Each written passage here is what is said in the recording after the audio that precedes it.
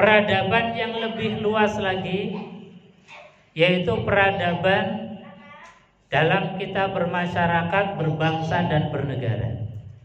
Itu juga harus dibangun dari Ar-Rahman dan Ar-Rahim. Sekali lagi, tidak ada peradaban yang dibangun dengan mengangkat senjata. Tidak ada peradaban yang dibangun dengan safkud dima atau pertumpahan darah. Makanya alhamdulillah, hari Sabtu kemarin kita memperingati hari kemerdekaan kita, hari kemerdekaan sebagai bangsa. Makanya Allah Subhanahu wa Ta'ala ini memberikan pelajaran yang penting bagi kita, khususnya di dalam membangun dan menjaga kemerdekaan Republik Indonesia. Dengan cara apa? Dengan cara yang dituntunkan oleh Al-Quranul Karim. Al-Quran menuntun kita bagaimana kita menjaga peradaban, khususnya peradaban bangsa Indonesia. Allah berikan satu tuntunan di dalam Al-Quran. Ini memang bentuknya cerita. Ketika Allah memberikan kemerdekaan atas kaum Bani Israel. Jadi kaum Bani Israel itu dulu adalah satu kaum yang dikuyuh-kuyuh oleh rezim namanya Fir'aun. Kaum Bani Israel itu ketika seorang perempuan hamil kemudian melahirkan, yang dilahirkan itu seorang anak laki-laki, maka langsung dibunuh oleh tentara Fir'aun. Dikejar-kejar mereka kaum Bani Israel. Kemudian mereka diberikan oleh Allah kemerdekaan atas cengkraman daripada Fir'aun. Maka apa kata Allah Subhanahu wa Ta'ala? Wa idh qulna dkhulu hadhil qaryah fakulu minha haitsu syi'tum raghadan wadkhulul bab. Kata Allah, wahai kaum Bani Israel, kalau kalian pengen tetap merdeka, pengen tetap hidup nyaman, tidak terjajah lagi, maka di antara syaratnya itu kamu harus mandiri di dalam masalah makan. Ini konstitusi Quran memberikan satu gambaran yang sangat luar biasa. Kata Allah, wa idh qulna dkhulu hadhil qaryah, dan masuklah ke tempat yang sudah aku merdekakan, kata Allah Subhanahu wa Ta'ala. Yaitu apa? Daerah sekitar Palestina yang sekarang, atau lebih dikenal dengan Syam kalau zaman dulu, zaman Rasulullah SAW. Jadi Syam atau Palestina itu adalah teritori, wilayah yang Allah merdekakan untuk kaum Bani Israel. Maka agar tetap merdeka, itu caranya bagaimana? Kata Allah, fakulu minha, makanlah dari tempat yang sudah aku merdekakan. Artinya apa? Ketika kita diberikan wilayah, maka wilayah itu harus kita gunakan untuk bercocok tanam, untuk menjadikan kebutuhan kita, khususnya masalah makan. Kalau orang ini dalam masalah makan kemudian tidak bisa terpenuhi, jangankan dalam suatu negara, dalam keluarga saja misalnya, masalah makan ini tidak tercukupi, maka keluarga ini pasti akan terjadi satu friksi. Kalau dalam keluarga makan ini tidak bisa tercukupi dengan baik, maka pasti akan mungkin jadi perceraian. Jangankan suami atau istri kita atau anak-anak kita, kita punya kucing di rumah, kalau nggak pernah dikasih makan, itu kucing pasti lari. Kalau kita punya hewan peliharaan di rumah, nggak pernah dikasih makan, pasti nggak betah. Makanya Allah Subhanahu wa Ta'ala mengatakan, bahwasanya kalau kalian pengen tetap dalam keadaan merdeka, fakulu minha, makanlah dari apa yang sudah kami merdekakan. Artinya apa? Kemandirian di dalam masalah makan itu menjadi penting. Nah, ini kunci yang pertama. Kata Allah Subhanahu wa taala bahwasanya makan harus mandiri. Makanya guru-guru kita, orang tua kita dulu itu mengajarkan bahwasanya kalau kita punya lahan, maka paling tidak lahan yang kita punya itu kita tanami apa yang menjadi kebutuhan kita. Kalau kita di kota, mungkin petakan rumah tidak terlalu luas seperti kita dulu di desa, di kampung. Maka mungkin dengan cara pertanian model orang kota, bisa dengan polybag, bisa dengan pot dan lain sebagainya. Minimal kita sudah memenuhi apa yang disampaikan oleh Allah, fakulu minha.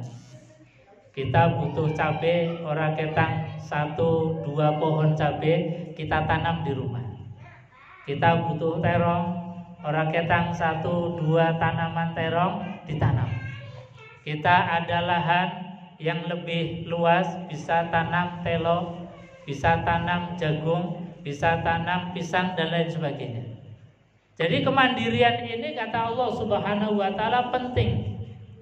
Karena dengan mandiri kita tidak akan terjajah oleh orang lain. Nah, ini yang menjadi PR bangsa kita. Ini ternyata dalam masalah yang menjadi fondasi dasar ini saja masih belum beres. PR besar kita ini masih sangat banyak sebagai bangsa. Beras masih impor, kedelai masih impor, brambang merah, bawang putih masih impor. Bahkan yang namanya garam saja masih impor. Padahal kita punya bentangan laut, punya bentangan daripada pantai itu ribuan bahkan mungkin jutaan kilometer. Tapi kenapa kemudian sampai garam saja masih impor? Ini artinya apa? Artinya bahwa kita masih punya PR besar di dalam melanjutkan kemerdekaan kita sebagai bangsa. Makanya seorang filosof mengatakan bahwasanya kalimat merdeka itu punya 2 sisi mata pisau. Kalimat merdeka bisa punya arti membebaskan, karena dengan pekikan merdeka kita bisa terbebas dari penjajah, dari orang yang menzolimi kita. Tapi pekikan merdeka itu juga bisa jadi meninabobokan kita yang sejatinya kita ini belum merdeka, tapi karena iklan baliho di mana-mana, di media sosial merdeka, merdeka, merdeka, di sekolahan merdeka, di kantor merdeka, di mana-mana ditulis merdeka. Sehingga apa? Mindset kita itu terbangun merdeka. Padahal seyogianya kalau kita ukur dari apa yang disampaikan oleh Quran, barangkali kita jauh daripada makna merdeka. Makanya sekali lagi ketika kita merayakan HUT RI kemarin pada hari Sabtu tanggal 17 Agustus, itu yang kita senang, kita bangga, kita gembira, tapi sekaligus kita harus punya keprihatinan. Janjane negara kita ini sudah merdeka atau belum?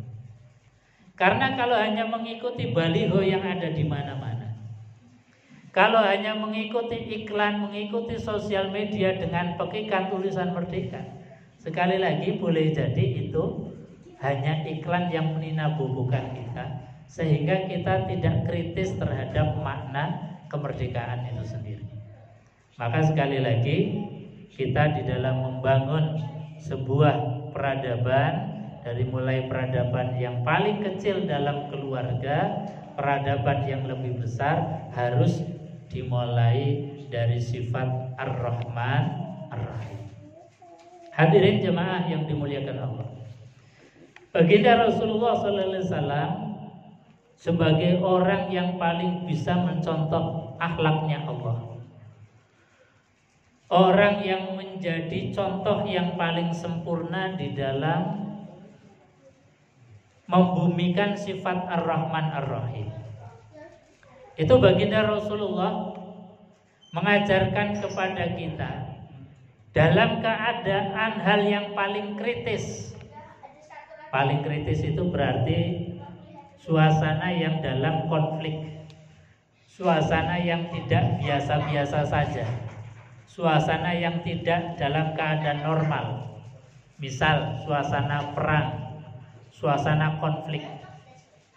Rasulullah SAW dalam menanamkan sifat Ar-Rahman Ar-Rahim itu sungguh sangat sempurna. Sempurnanya apa? Nabi SAW dalam konflik itu masih bisa mengedepankan sifat Ar-Rahman Ar-Rahim. Makanya di dalam Quran, di dalam fikih itu ketika dalam keadaan perang sekalipun, itu syariat mengajarkan tidak boleh membunuh perempuan, tidak boleh membunuh anak-anak, tidak boleh merusak tanaman. Ini syariat Quran. Dalam keadaan konflik pun adab etika dikedepankan. Dalam hal yang kecil, misalnya dalam keluarga, kita ada konflik antara suami istri, dan ini pasti setiap keluarga momen ini pasti terjadi. Ada salah paham di antara kita. Itu pun harus dikedepankan sifat Ar-Rahman dan Ar-Rahim. Jadi Ar-Rahman dan Ar-Rahim ketika dalam keadaan normal itu mah biasa saja. Tapi ketika Ar-Rahman dan Ar-Rahim itu dalam keadaan yang genting, seperti tadi, dalam keadaan perang, itu Rasulullah SAW mengajarkan tetap akhlak yang dikedepankan. Tidak boleh membunuh perempuan, tidak boleh membunuh anak-anak, tidak boleh merusak tanaman. Bahkan pantang seorang muslim itu berperang kecuali diperangi terlebih dahulu. Pantang mengangkat senjata kecuali hak-haknya itu dirampas, kecuali dizolimi, kecuali terusir dari kampung halamannya, boleh kemudian mengangkat senjata. Selain itu haram hukumnya, meskipun terhadap orang kafir sekalipun. Bahkan Nabi SAW terhadap orang kafir, yang orang kafir itu kalau dalam bahasa fikihnya adalah kafir zimmi, kafir yang tidak memerangi kita, itu Nabi Muhammad SAW pasang badan.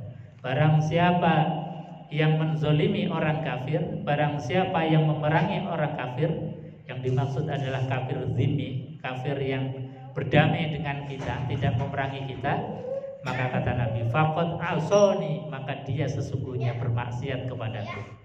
Ini Kanjeng Nabi pasang badan. Artinya apa? Betul-betul tidak ada peradaban kecuali dibangun dari sifat Ar-Rahman dan sifat Ar-Rahim. Makanya dalam keluarga